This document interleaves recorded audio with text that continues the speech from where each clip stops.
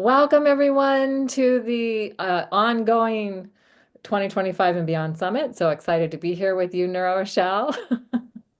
We've had this opportunity to meet each other because we both live here in Tucson. And we've been doing the Astro Priestesses for a good over 2 years now. So that's been really amazing. And I'm just so excited to have this conversation with you. So, Nura is she does human design, actually quantum human design, interesting, as well as astrology and integrating that with creativity and all these other things. I'll let you share more about that in a moment. And so I think also that you're going to speak about how astrology can help us with our creativity, and I just absolutely love that as a topic. So take it away. Amazing. Thank you, Kaylin. Yes, that's definitely become more of my focus with astrology because it really started for me in this space of information. Like I want to know the answers to all of the mysteries. And then, I started to discover, oh, I am part of the mystery. And so it's important for me to be an active participant in this life and actively co-creating rather than just feeling like, okay, I need to figure out the right answer. And I still kind of go back and forth with that dynamic because, well, if you're into human design, I do have the line one in my profile, and that's about the resource of information. And so it grounds me, it helps me feel safe to know things, and really feeling into just all of the different ways of knowing and how it can help us be more informed on who we are. So I think of it as we look outwards and we look inwards. And when we can sense into where we tend to fall on the spectrum of outward looking and inward looking, yang and yin, we can start to see where we might have an invitation for a greater balance. And I think for most of us, and this is really just coming from my perspective and the people that I've been blessed to meet, most of us spend a lot of our time looking outward. And I think also astrology is a practice of that. But there's this beautiful opportunity to see, oh, how it is actually matching and mirroring something within, the Hermetic axiom, as above, so below, as without, so within. And so that is a really important part of my work and feeling into all of this for the purposes of alchemy. I also just wanted to share this beautiful postcard that my friend sent to me. And I don't know who the artist is, but I wanted to bring the image of the snake in because we are entering a yin wood snake year. And so, this energy of creative regeneration, dying to old versions of self and being reborn, is going to be so prominent for this year ahead. And I think there is no better path or process or practice than the creative process, whatever that looks like for you, to really engage with this regenerative energy. So that's my intention for what I do, and that's what I'm hoping to talk more about with you Oh, I today. love this. Oh, so brilliant. Thank you. Oh my gosh. I love that I mean, we're coming out of the wood dragon year. And by the time the summit is airing, we're going into the wood snake year. It's like, wow, that I don't know that I've really kept in my mind that the snake followed the dragon, but because they're so similar and it just didn't really occur to me. So I'm just loving that. And the creative energy, like if we think of the life force, the Kundalini life force energy, the creative energy, that's such a perfect topic that you're bringing up. So, can you tell us a little bit more about how you work with creativity and astrology and human design and all of the things that you blend together? Absolutely.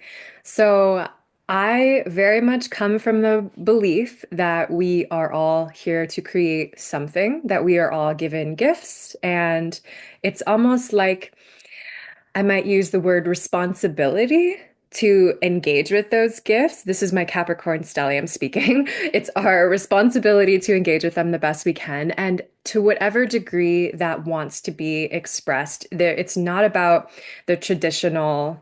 trajectories of expression, although it very much can be. You know, when we think of being a painter, being a musician, writing a book, which I am doing, and let me tell you, it is absolutely a death and rebirth process every single time I sit down to do it. And ego death and spiritual ego death constantly happening, but it's great because it's keeping me in this, you know, infinity kind of relationship with the energy of creativity. So we all have our way, and we might be able to learn more about our charts, learn more about our elements, our modalities, our resources, is kind of how I think about it. You know, it's our artist toolbox, and it's, you know, this is what we've been given. And the more that we are in appreciation of our gifts, the more natural and fun and joyful and playful it becomes to just share those with the world. And I think that's what it's all about. It's not about fame, it's not about fortune. It's just about living and realizing that that's the point. And I can also speak from my own personal experience that having gone through pretty massive times in my life of depression, I think that's very linked to when we're cut off from our creative energy. So it is really a catch-all for healing. I've studied so many different healing modalities, like and practice yoga and Reiki and energy healing and herbalism, and I use astrology, and I've got all these modalities and all these tools. And then at the end of the day, I'm like, well, if I'm not relating with them creatively, and actively pouring myself into whether it's a project or something that I'm passionate about, my inner life force doesn't feel like it's being regenerated. It's like we say in astrology, you have to feed your sun.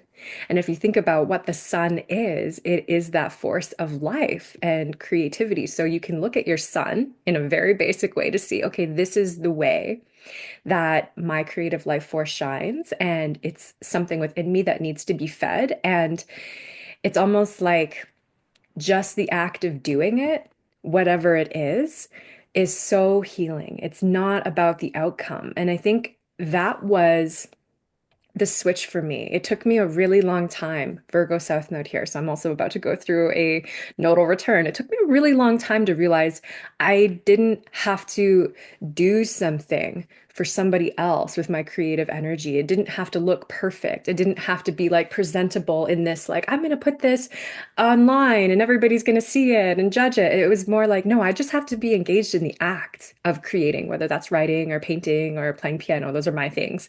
But as soon as I realized, hey, this is for my own health. This is not because I want to be known in a particular way. Everything shifted for me. And I think that's going to be a really big theme for a lot of people when we are navigating what we might be integrating with the South Node in Virgo and the North Node in Pisces this year. Wow. Okay. I love that. Okay. So a couple of things. One is I love that you said appreciate our skills, our talents, our abilities, because what we appreciate appreciates. Lynn Twist, Soul of Money. But I love that idea that if we're appreciating it, then it's going to actually grow and evolve inside of us. And also the other thing I just wanted to say about Capricorn stellium, my sense about Capricorn is yes, it's in our culture has been very serious and very responsible and has to show up in a certain way and can be kind of bossy and the shadow side of Scorpio. I mean Capricorn. But the essence of Capricorn is more playful. It's a creative and literally the in the movie Fantasia, when the nature fairies are changing the seasons, they're doing their work and they're playing and being creative doing it. So I feel like we can shift that if we can shift that perspective to seeing like if it's not fun, then that might be that might not be something for you to do. Right. Absolutely. That's it. And I think so much that's what the nodal axis is going to invite us into. That, along with the new Venus cycle that we're coming into, that's really featuring the energetics of the Aries archetype and Pisces archetype as well. So I have a quote that I thought would be really inspiring. It's by Octavia Butler, and I think it really resonates with the Aries energy. It's every story I create creates me. I write to create myself. And Another one. This one is by Stephen Pressfield. He wrote The War of Art, and it's a brilliant book, especially when it comes to overcoming the battle within, which is resistance, when it comes to just sitting down and doing it, whatever it is that you know that you need to do that is creatively fulfilling for you. He says, our job in this life is not to shape ourselves into some ideal we imagine we ought to be, but to find out who we already are and become it. So these two elements of self-becoming, I think really is this beautiful dance of Pisces and Aries, which I know there's going to be a lot of continued conversation about these archetypes. But if you really think about it, the Aries energy is saying, who am I? I want to assert myself. I have a right to be here because I'm here. And that means my creative voice is welcome here. No matter how refined, no matter how strategized, like I don't have to um, sort of measure up to any expectation in order to share what is wanting to come through. And so I think just owning that, and hopefully over the past year and a half with the North Node in Aries, we've all kind of received a little bit more of that awareness. And we're about to have so many planets enter Aries that I think, well, if we didn't receive it in the past year and a half, we're going to get that memo one way or the other. The universe is saying, okay, you are here for this this beautiful self-awareness becoming process. You're going to get it one way or the other. And then the Pisces really bringing in the essence of flow and discovering what your creative flow is.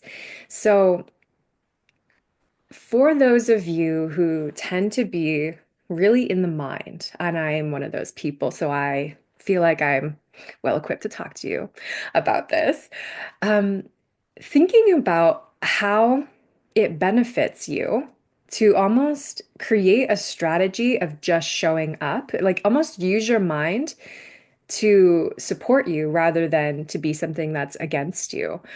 Say you're a perfectionist. You want to give your best. If you're going to create something, you want it to be perfect. Wonderful. That's Virgo energy. And I think Virgo is going to continue to be very much a part of the conversation this year. We want to do our best. I think a big sort of mental hack around that is uncoupling the concepts of perfection from excellence. Because what is it that allows you to show up in excellence? That is wonderful. You know, eating right, sleeping well, doing your rituals, doing what you need to do to stay excellent. That might also include more rest, probably includes more play, probably includes more joyful relationships with people who are like-minded and like-hearted, you know, and who are supporting you in whatever it is you're creating. And so that's all Virgo too. It's not just what we might think of as the shadow side of not enoughness, judgment, self-criticism, right? All of that can live there, but right next to it is also, hey, we can be strategic. So I really think that will be important too. Like, what is your excellence and how do you cultivate it? And how does showing up for a creative practice help you to cultivate your excellence? I'm loving what you're saying so much. Okay, so a statement that I have used often because I tend to be a perfectionist. Done is better than perfect. Because if you're waiting for perfection, you may never be done. So if we can just remind ourselves that it's like if we can let go of that need for perfection, because is anything ever really perfect in this reality? I don't know. I mean, I don't know, but yeah, and also as long as it feels fulfilling and full and complete to you, it doesn't have to be perfect according to somebody else's standards. So just keeping that in mind. And then there was so many times that I was writing newsletters over the years, and uh, I just put them out because it's like I know I need every time I go through it, I find the things I needed to edit and fix, and misspelled words or whatever. And finally, I'd just be like, I got to do it, just send it out. And I had to get over. I really wanted it to be perfect, and I just really had to get over that so that it could be out there for people. And I didn't have anybody editing for me, so Absolutely. And I think you said something to me along those lines, you know, done is better than perfect, but fun is even better. Fun Yes. is better than perfect. Yes. Fun is Yeah. better than perfect. Yeah. Yeah. Yes. Yeah. And that's, I think, a really great barometer. And I think that's how you know if something's truly feeding you, to come back to that creative source of your own vital force, your sun, solar energy. If it's not fun, I think it begs the question of why are you doing it? There's a great book that I recommend to everyone on a path of self-reclamation and empowerment, The Heroine's Journey by Maureen Murdoch. And she talks about the hero's journey written by Joseph Campbell, but from the feminine perspective. And I think it really adds a lot of beautiful nuance and also a more spiralic kind of nonlinear way of looking at the journey, which I think is great. But something she brings into that book is just how to know if you are climbing the right ladder. And we say in astrology, are you climbing your mountain? What is your mountain to climb? It's almost, it's heartbreaking, but I think a lot of us get to this point at some point in our life where we realize that we've climbed the wrong ladder. And we're looking around, we're like, wait, why am I not fulfilled here? And I think we can have this sort of compassionate grace with ourselves. That's also the Pisces. We can forgive the past versions of ourselves. We can surrender a little bit more. And I also think there's a lot of space for quantum timeline jumping. So we can also do some quantum ladder jumping. It Yes, doesn't I was just having like that image in my mind, like, oh my God, I don't want to have to climb down the ladder and climb back up another ladder. I just want to leap from one ladder to the next. Yes, yes, I think that is here for us. If we tune into the North Node in Pisces, the hosts or the guides associated with Pisces are Jupiter and Neptune.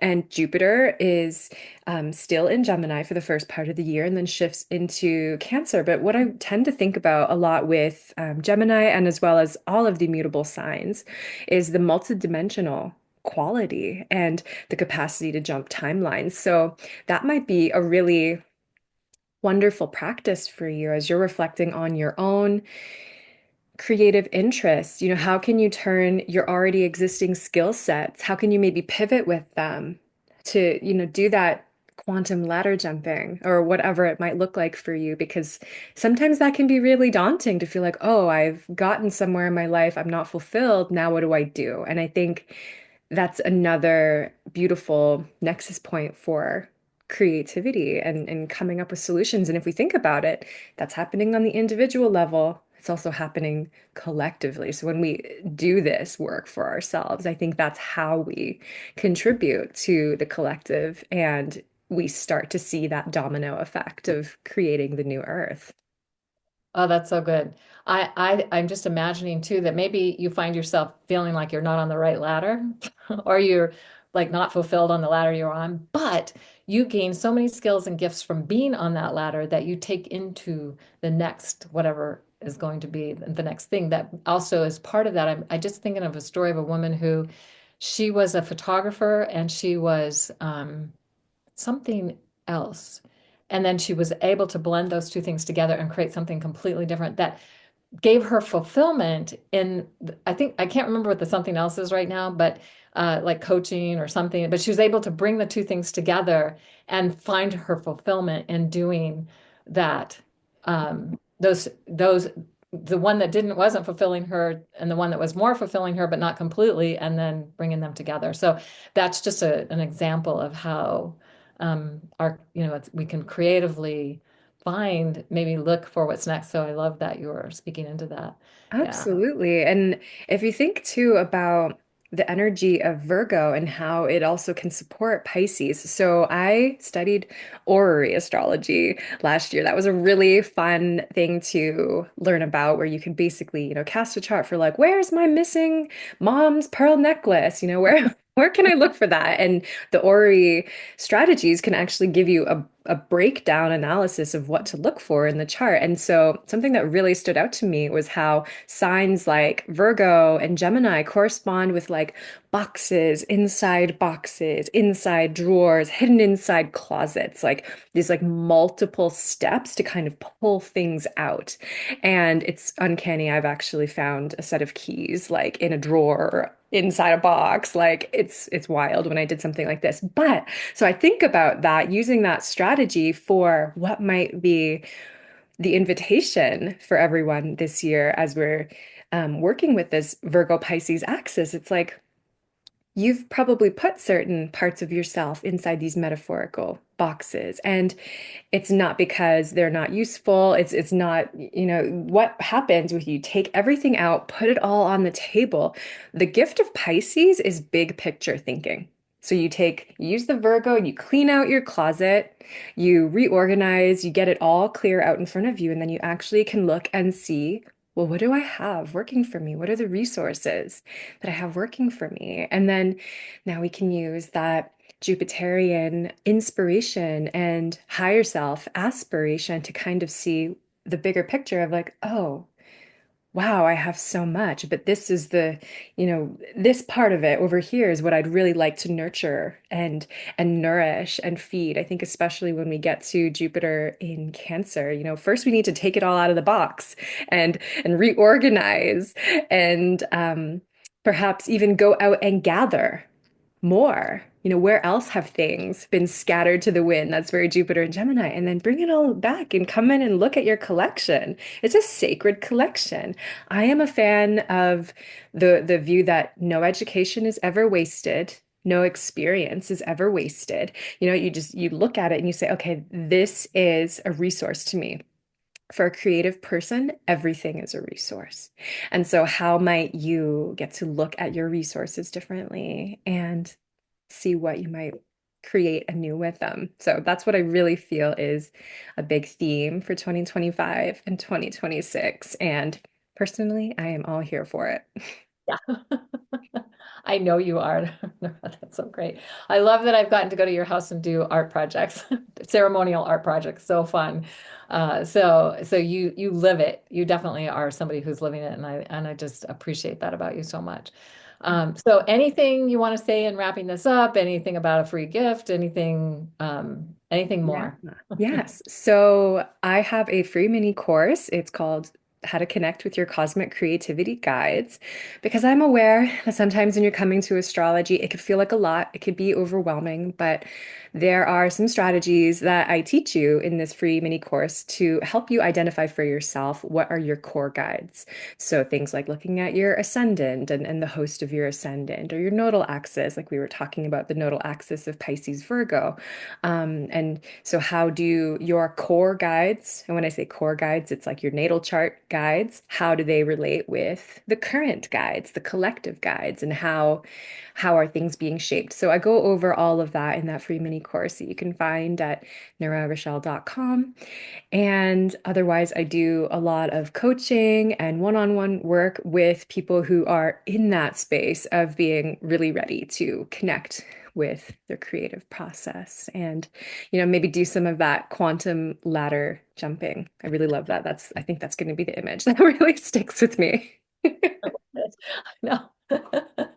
That is so good. Oh, thank you so much for everything you've shared. I got to learn some things I'm very excited about in thinking. I've always not, I grew up not thinking I was very creative, but I realize as I've gotten older that I'm actually more creative than I really. People are like, you're always creating something. So sometimes we can have those judgments about ourselves, and I think this is really helpful for people to revisit the possibility that they have a creative gift that they need to um, for themselves to feel fulfilled, and also to help um, offer to the world. It's like the sacred offering to the world. So I love that so It's a much. win-win. Yes, yes. Thank you, everyone. And thank you, Yes, thank you Kaylin. all for being here and so grateful. All right, bye. Bye.